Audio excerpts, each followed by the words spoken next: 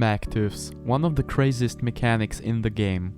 Maktuf himself did tutorial on this mechanic, but today I'll try to explain it from a different view.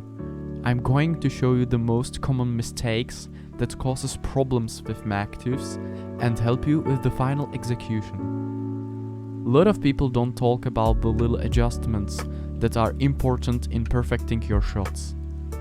But before we start the video, make sure to hit that subscribe button and like button to enjoy content like this more often. Now let's get into the video. So I divided the tutorial into 3 parts. The first part is setup, the second part the Maktuf itself, and last but not least, clean execution with combos. To be honest, most of us have a problem in the first part, and that's the setup. The setup needs to be really clean. I recommend to do directional arrow without any extra movement with your left stick. Because if you move your left stick too much, your setup will be messy and you probably wouldn't land perfectly underneath the ball. Make sure to boost in the right timing. Alright, this will do for the setup. Let's move on. Now, this is probably the hardest part for most players, and that is the movement itself. I highly recommend to practice it on the ground. At first, you need to pick your favorite side. I use arrow right for the setup, so that is why I move my left stick for the movement to the left.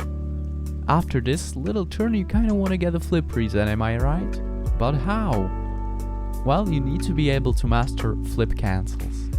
Square Dead Zone can play astonishing role for this.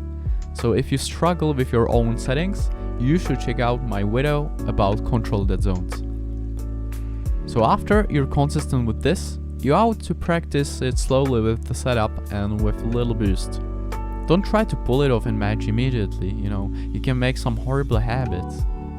So firstly, try to get some level of consistency in training, and then you shall freestyle in actual game.